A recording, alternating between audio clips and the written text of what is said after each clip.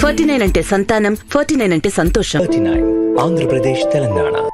నమస్తే, welcome to I dream. నేను మహేశ్వరి. ఈరోజు మనతో పాటు ఉన్నారు ప్రముఖ ఆయుర్వేద వైద్య నిపుణులు చిట్టిబొట్ల మధుసూదన్ శర్మ గారు. ఈయన అందరికీ సుపరిచితమే. రీసెంట్గా ఆయన 4 పుస్తకాలు కూడా రచించారు. వాటన్నింటిలో కూడా మనకు అందుబాటులో ఉన్నటువంటి వంటింటి చిట్కాలు, అలాగే అందుబాటులో ఉన్న ఆయుర్వేద మూలికలతోటి మన ఆరోగ్యాన్ని ఎలా సంరక్షించుకోవాలి అన్న విషయాలపైన వివరణలు ఇస్తూ వచ్చారు. రైట్, ఇప్పుడు మనతో పాటు ఉన్నారు. ఈరోజు ఆయనతో మాట్లాడి లైపోమా, మన శరీరంలో అధికంగా పేరుకుపోయిన కొవ్వు పదార్థాల వల్ల అవి గడ్డలుగా మారుతూ ఉంటాయి. వాటిని మనము ఆయుర్వేదంలో కావచ్చు, అలాగే వంటింటి చిట్కాల ద్వారా ఎలా తగ్గించుకోవచ్చు అన్న విషయాలపైన ఆయన అడిగి తెలుసుకుందాం. నమస్తే సార్. సార్, ఎక్కువగా ఈ మధ్య జంక్ ఫుడ్కి అలవాటు పడిపోయారు. పిల్లలు కావచ్చు, పెద్దవాళ్ళు కావచ్చు. ఈ జనరేషన్ మొత్తం జంక్ ఫుడ్. ఇదేమైపోతుందో అంటే వాళ్ళకి శరీరంలో కొవ్వు పేరుకుపోయేసి కొవ్వు గడ్డల్లాగా పేరుకుపోయి లైపోమా అనేసి ఉంటుంది. దీనికి కొంతమంది సర్జరీ చేయించుకుంటూ ఉంటారు, అవసరం ఉన్నా లేకపోయినా. ఇది సైడ్ ఎఫెక్ట్స్ కూడా ఉంటాయి ఈ సర్జరీల వల్ల తర్వాత. కానీ అలా కాకుండా మీరు జనరల్గా అందరికీ కూడా చిన్న చిన్న చిట్కాలతోటి కంప్లీట్ ఆరోగ్యాన్ని అందిస్తూ వస్తున్నారు ఇప్పటి వరకు. మరి దీనికి కూడా ఏదైనా సొల్యూషన్ చెప్తారా? చాలా మంచి ప్రశ్నమా. మీరు అడిగినట్లు ఈ మధ్య కాలంలో ఈ కొవ్వుగడ్డల సమస్య చాలా మందికి ఎక్కువైపోతుందమ్మా. అవును సార్.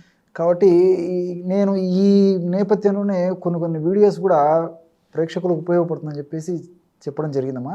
అసలు కొవ్వుగడ్డలు ఎందుకు వస్తాయి, వచ్చినప్పుడు లక్షణాలు ఎలా ఉంటాయి, వాటికి మనకై మనం తయారు చేసుకోదగ్గ సులువైనట్టు గృహవైద్య చికిత్సా విధానాలు ఏంటి, ఆయుర్వేద వైద్య విధానాలు ఏంటి, ఇలాంటివన్నీ కూడా నేను చెప్పడం జరిగిందమ్మా. ఈ వీడియోలో కూడా కొంత ఇన్ఫర్మేషన్ దీనికి సంబంధించి చెప్తూ మనకై మనం తయారు చేసుకోదగ్గ ఒక ఒంటింటి రెమెడీ చెప్తానమ్మా. Okay sir. అసలు కొవ్వుగడ్డలు అనేవి సర్వసాధారణంగా ఒక 10 సంవత్సరాలు లేదా 15 సంవత్సరాలు దాటినటువంటి వాళ్ళని జనరల్గా వస్తుంటాయి. స్త్రీ పురుష నిమిత్తం లేకుండా అందరికీ వచ్చేటువంటి సమస్య కొవ్వుగడ్డలు. రెండవది ఏమంటే తల నుంచి కాళ్ళ వరకు ఎక్కడైనా ఈ సమస్య రావచ్చు. ఎక్కువ భాగంలో ఈ పొట్ట భాగంలో కానీ, చేతులకు కానీ, కాళ్ళకు కానీ, వీపు భాగంలో కానీ, ఎద భాగంలో కానీ, ఈ మెడ దగ్గర కానీ రావచ్చు. కానీ వచ్చేటువంటి అవకాశం అయితే ఉందమ్మా. ఎక్కడైనా కొవ్వుగడ్డలు రావచ్చు. ఇక్కడ మా విచిత్రమైనటువంటి పరిస్థితి ఏంటంటే కొంతమందికి ఏదో ఒక కొవ్వుగడ్డ ఉండి టచ్ మీ నాట్, ఇదేం ప్రాబ్లం క్రియేట్ చేయదమ్మా, అట్లా ఉండిపోతుంది అది. కొంతమందికి మాత్రము ఇంత ఒట్టుడు ఇంత అన్నట్లు అది పెరుగుతూ పోతుంది. అది కొంచెం ఇబ్బంది కలుగజేస్తుంది. నొప్పి, అసౌకర్యము అది ఉండేటువంటి ప్లేస్ని బట్టి. సో కొంతమందికి ఒకటికి తోడు మళ్ళీ కొత్తవన్నీ చిన్న చిన్న పిలకలు మొలకలు పుడతాయమ్మా సో బాడీలో. సో వీటికి అన్నిటికీ కారణం ఏంటంటే ఆహార విహారాల్లో దోషం. మీరు ఇంతకుముందే కరెక్ట్గా అసెస్ చెప్పారు. జంక్ ఫుడ్ అమ్మా, junk food. And one more thing ఏమంటే కొవ్వును పెంచేటువంటి ఆహార పదార్థాలు, కార్బోహైడ్రేట్ ఫుడ్ ఎక్కువ తీసుకుంటున్నాము, అదేవిధంగా ఈ జంక్ ఫుడ్ ఎక్కువ తీసుకుంటున్నాము. వీటి వల్ల ఆ ప్రాబ్లం వచ్చేటువంటి అవకాశాలు ఎక్కువ ఉంటాయమ్మా. అందుకే ఎక్కువ మంది కూడా ఇలా వస్తుంది అనమాట. దీనికి సంబంధించి ఒకవేళ యాక్చువల్గా అది ప్రమాదకరం కాదు, డేంజర్ కాదు, 100% మందిలో కూడా ఇతరులకు రాదమ్మా. చాలా కొద్ది శాతం మందిలో ఏదైనా అనువంశికంగా వచ్చేటువంటి అవకాశం ఉంటుంది, కానీ జనరల్గా రాదమ్మా. ఇది జెనెటిక్ ప్రాబ్లం కూడా చాలా కొద్ది మందిలో కనిపిస్తుంటుందమ్మా. చాలా కొద్ది మందిలో కనిపిస్తుంటుంది. సో ఇవి చూసేదానికి ఆకృతి పరంగా కానీ, సౌందర్య పరంగా కానీ, లేకపోతే వాళ్ళకి ఏదైనా కొంచెం అంద వికారాన్ని కలగజేస్తుంది తప్ప జనరల్గా ఏం ప్రాబ్లం అయితే ఉండదమ్మా. ఆ గడ్డ పెద్దగా అయిపోయి ఆ కొవ్వుగడ్డ అది వేరే వాటి మీద ప్రెషర్ పెట్టినప్పుడు నొప్పి ఇలాంటివి వస్తుంటాయి. సర్వసాధారణంగా ఏమైతే డాక్టర్స్ కూడా 1, 2 ఉండి అది పెద్దగా ప్రాబ్లం అవుతుంటే సర్జరీ చేసి తీసేయాలని చెప్తుంటారు. లేకపోతే అదేం ప్రాబ్లం లేకపోతే వదిలేసేయమని చెప్తుంటారు, దాన్ని మర్చిపోమని చెప్పేసి చెప్తుంటారు. బట్ ఈ యాక్చువల్గా ఏమంటే ఫుడ్ వల్ల ఇది మొదలవుతుందమ్మా. మన దినచర్యలు కూడా సరిగ్గా లేకపోవడం చేత, అంటే టయానికి ఫుడ్ తీసుకోకపోయినా, రాత్రి ఎక్కువసేపు నిద్ర మేలుకున్నా, మీరు అన్నట్లు ఈ జంక్ ఫుడ్ ఇలాంటివి ఎక్కువ తీసుకున్నా, మానసిక ఒత్తిడి ఎక్కువ ఉన్నా, ఇలాంటి అనేక రకాలైన కారణాల వల్ల ఈ కొవ్వుగడ్డలు వస్తుంటాయమ్మా. కాబట్టి వీటికి చాలా మంచి రెమెడీస్ ఉన్నాయమ్మా. కాబట్టి మనం ఏంటంటే ఓపిక వాడుకోవాలమ్మా. ఒక రోజు 2 రోజులు తగ్గేది కాదు. సో ఇప్పుడు నేను చెప్పబోయేటువంటి మెడిసిన్ వాడుతూ కొంచెం ఆహారపరమైనటువంటి జాగ్రత్తలు కూడా తీసుకోవాలమ్మా.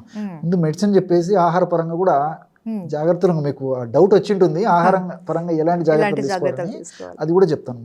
సో మెడిసిన్ పరంగా పసుపు చాలా బాగా పనిచేస్తుందమ్మా. పసుపు ఈ కొవ్వుగడ్డల మీద పనిచేస్తుంది. చాలా మందికి ఐడియా ఉండదు. ఈ వాడే విధానం లో ఎలా వాడుకోవాలంటే కొవ్వు గడ్డలు కరిగేందుకు పసుపుని ఎలా వాడుకోవాలంటే రోజు ఒక పూట వాడితే సరిపోతుందమ్మా. ఇది కూడా రాత్రిపూట ఒక 100 ml వాటర్ అమ్మా, 100 ml పాలు, 1 లేదా 2 గ్రాముల వరకు పసుపు, ఒక 1/2 టీ స్పూను తాటి బెల్లము లేదా తాటి కలకండ అన్నీ వేసేసి పొయ్యి మీద పెట్టేసేసి ఆ నీరంతా ఈరిపోయి పాలు మాత్రమే మిగిలేటట్లు మరిగించాలమ్మా. అర్థమైంది కదమ్మా? 100 ml నీరు, 100 ml పాలు, ఒక 2 grams వరకు పసుపు, కొద్దిగా తాటి బెల్లం, స్వచ్ఛమైన పసుపు అమ్మా. ఎందుకంటే మనసుంటే మార్గం ఉంది కదా తల్లి. మనం మార్కెట్లో దొరికే పసుపులు అది ఎంతవరకు దాంట్లో గుమ్మలు తీసుకొని దాన్ని పౌడర్ చేసుకుంటే బెటర్. అడల్ట్రేషన్స్ ఎక్కువ ఉన్నాయి కాబట్టి మనం కొంచెం కొంచెం కష్టపడితే ఫలితం బాగుంటుంది. సో పసుపు కొమ్మలు దంచుకొని మనకు మార్కెట్ దొరికితే అదే తెచ్చుకోవచ్చు, లేకపోతే ఇంట్లో చేసుకోవచ్చు. ఒక 2 గ్రాముల వరకు పసుపు పొడి, తర్వాత ఈ తాటి కలకండ కానీ తాటి బెల్లం కానీ. షుగర్ వ్యాధి వస్తే పనికిరాదమ్మా. వాళ్ళు ఇవి అవాయిడ్ చేసి రిమైండింగ్ దాంతో చేసి పొయ్యి మీద పెట్టేసేసి సన్న మంట మీదమ్మా. ఎక్కువ మంట పెడితే ఆ పసుపులో ఉన్నటువంటి కొన్ని వోలటైల్ ప్రిన్సిపల్స్ పోతాయమ్మా, ఔషధ శక్తి తగ్గిపోతుంది. సన్న మంట మీద 100 ml పాలు మాత్రమే మిగిలేటట్టుగా కాచాలి.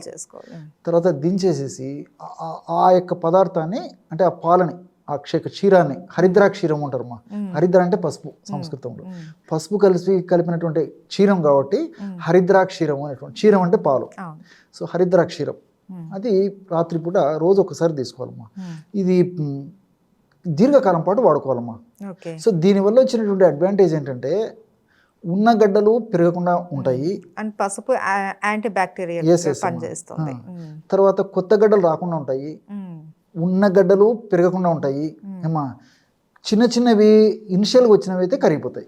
ఓకే, అట్లా పెద్ద పెద్ద కొంచెం పవర్ఫుల్ మెడిసిన్స్ కూడా నేను కొన్ని వీడియోలో చెప్పడం జరిగిందమ్మా. ఇప్పుడు ఈ వీడియోకి సంబంధించి ఇది ఇన్ఫర్మేషన్. ఓకే, సో రోజు అట్లా దీర్ఘకాలికంగా వాడుకోవచ్చమ్మా. ఇలా వాడుకోవడం వల్ల అన్ని సైడ్ బెనిఫిట్సే. రెండోది ఏంటంటే ఈ పసుపులో కుర్కుమిన్ అని చెప్పేసి ఒక కెమికల్ ఉందమ్మా. ఈ కుర్కుమిన్ ఫ్యాట్ను డిసింటిగ్రేట్ చేసేటువంటి వాటిలో చాలా అద్భుతంగా పనిచేస్తుంది అన్నమాట. అందులో యాంటీ ఇన్ఫ్లమేటరీ, మీరు అన్నట్టు యాంటీబయాటిక్, యాంటీవైరల్, యాంటీ ఫంగల్ అనేక రకాలైన సుగుణాలు ఉన్నాయమ్మా. బ్లడ్ ప్యూరిఫై చేస్తుంది, కొత్త గడ్డలు రాకుండా ఉపయోగపడుతుంది. ఇలా అనేక రకాలైనటువంటి బెనిఫిట్స్ ఈ యొక్క పసుపులు ఉన్నాయి. కాబట్టి స్వచ్ఛమైనటువంటి పసుపు వాడుకుంటే మంచి రిజల్ట్ వస్తుందమ్మా. ఇది దీర్ఘకాలం పాటు కూడా వాడుకోవచ్చు. నేను చెప్పాను కమ్మా, తాటి బెల్లం కానీ తాటి కలకండ కానీ వాడకూడనటువంటి వాళ్ళు వాడకూడదు, మిగతా వాళ్ళందరూ కూడా వాడుకోవచ్చుమా. దీనికి తోడు ఇంతకుముందే చెప్పాను కదమ్మా, మీ మనసులో పథ్యం ఎటువంటి ఆహార పదార్థాలు ఫాలో కావాలని మీరు అడగబోతున్నారని చెప్పేసి. సో దానికి ఏం చేయాలంటే ఆహార పరంగా ఈ జంక్ ఫుడ్స్ తగ్గించాలి, ప్రోటీన్ ఫుడ్ పెంచాలి అమ్మా. ఇప్పుడు ఈ స్ప్రౌట్స్ కానీ లేకపోతే పప్పు ధాన్యాలు, ఈ న్యాచురల్ ఫుడ్, ఫ్రూట్స్ ఇలాంటివి పెంచుకోవాలమ్మా. సో కనీసం వారంలో 3-4 రోజులన్నా కొంచెం పెంచుకునేటువంటి పరిస్థితి ఉండాలి. టయానికి ఫుడ్ తీసుకోవాలి. వీటన్నిటికి తోడు ఏం చేయాలంటే ఈవినింగ్ ఎంత అర్లీగా ఆహారం తీసుకుంటే అంత మంచిదమ్మా. చాలామందికి తెలియదమ్మా. సో ఈవినింగ్ అర్లీగా ఆహారము, తేలికజీనమైనటువంటి ఆహారము, తర్వాత సహజ సిద్ధంగా ప్రకృతిలో లభించేటువంటి ఆహారము, ఫైబర్ ఎక్కువగా ఉన్నటువంటి ఆహారము, ఇవి తీసుకోవడం వల్ల ఏమవుతుందంటే బాడీకి రెస్ట్ దొరుకుతుంది. కాబట్టి ఆ రెస్ట్ సమయంలో బాడీ ఇలాంటి అసౌకర్యము, తర్వాత ఈ యొక్క వికృతులు ఏవైతే ఉన్నాయో వాటిని రెక్టిఫై చేసుకుంటుందమ్మా. కాబట్టి యోగక్షేమవు శరీరస్య స్వభావతః పరికల్పితం అని చెప్పేసి మన మహర్షులు చెప్పడం జరిగిందమ్మా. సో మన బాడీ చూసుకుంటుంది అనమాట, యోగమేమి అంటే మంచేమి చెడేమని చెప్పేసి. మనం వాటికి అవకాశం ఇవ్వకపోతే మన దేహం కూడా ఏం చేయలేదమ్మా. కాబట్టి అర్లీగా ఫుడ్ తీసుకోవడం వల్ల కనీసం 7-7:30 మనం నైట్ డిన్నర్ అయిపోయి చేసుకోవాలమ్మా, తేలికపాటి ఆహారం. సో మరుసటి రోజు ఉదయం పూట వరకు కూడా నో లాక్, ఏం తీసుకోకూడదు. సో అది చేయడం వల్ల ఏమంటే ఇప్పుడు ఈ న్యాచురల్గానే లోపల ఏదైనా ప్రాబ్లం ఉంటే మన బాడీ రెక్టిఫై చేసేసుకుంటుంది అనమాట. దానికి తోడు మనం సపోర్టివ్గా ఇలాంటి ఔషధాలు వాడుతున్నాం. పసుపు ఇట్స్ ఎ గుడ్ మెడిసిన్ అమ్మా. చాలా రకాల వాటికి ఉపయోగపడుతుంది. సైడ్ ఎఫెక్ట్స్ ఉండవు, ఎన్ని రోజులు వాడినా ప్రాబ్లం ఉండదు, అన్ని సైడ్ బెనిఫిట్సే. సో కొన్ని జాగ్రత్తలు తీసుకుంటూ ఇట్లా ఒంటింట్లో ఉన్నటువంటి ఔషధాలు వాడుకోవడం వల్ల చాలా సింపుల్గా ఈ సమస్యలకు పరిష్కారం దొరుకుతాయమ్మా. కాబట్టి దీని గురించి బాధపడి ఇప్పుడు కనీసం ఇప్పుడు ఎక్కువ చోట్ల ఉన్నప్పుడు ఆపరేషన్ చేయడం కూడా సాధ్యం కదమ్మా. సో మీరు అన్నట్లు సైడ్ ప్రాబ్లమ్స్ చూసేదానికి అందవికారంగా ఉంటుంది. ఏదైనా ఘాట్లు పెట్టేసేసరికి కొవ్వుగడ్డ సమస్య తగ్గిపోయినప్పటికీ అందవికారంగా ఉంటుంది. పోనీ ఒక 10 ఉన్నప్పుడు 10 వాటిని తీసేసినా కొత్తవి రావని లేదు, చెప్పడం లేదు, మళ్ళీ కొత్త చోట పుట్టుకొస్తుంటాయి. కదమ్మా ఇప్పుడు బావిలో నీళ్లు చేదుకుంటుంటే మళ్ళీ కొత్త నీళ్ళు ఉత్పత్తి అయిపోతుంటుంది. అవును. సో ఇక్కడ కూడా ఏమవుతుందంటే ఎప్పుడైతే మనం ఆ యొక్క కారణాన్ని మనం సమూలంగా కనుక్కొని నిర్మూలించలేకపోతామో ఇప్పుడు కొవ్వుగడ్డలు కరిగేస్తే మళ్ళీ వస్తుంటుంది. అవును. అలా కాకుండా నేను చెప్పినటువంటి ఆహార విధి విధానాలు పాటిస్తూ ఈ పసుపును వాడుకుంటూ మరీ ఎక్కువ వండి తప్పని పరిస్థితి అయ్యి తర్వాత అది ఏదైనా ఇబ్బంది కలుగజేస్తున్నప్పుడు ఏదైనా ఒకటో రెండో ఏదైనా గడ్డలు ఉంటే ఆపరేషన్ చేయించుకోవచ్చు. అంతేవారు కానీ లేకపోతే నేను చెప్పినట్టు ఫాలో అయితే చాలా మంది. ఓకే, చాలా మంచి సలహాలు సూచనలు సార్. ఇవి నిజంగా మనకు అందుబాటులో ఉంటుంది. పసుపు ప్రతి ఒక్క ఇంట్లోనూ ఉంటుంది. సో భారతీయ సంస్కృతిలో ఆయుర్వేదం చాలా గొప్పది. ఇది మనలో ఒక భాగం. కానీ దీన్ని చాలామంది విస్మరించారు. కానీ ఇప్పుడు మీరు చెప్పే ఈ చిట్కాలతోటి మరొకసారి మన ఆయుర్వేదానికి హ్యాట్స్ ఆఫ్ చెప్పాలి sir. Thank you so much sir. నమస్తే.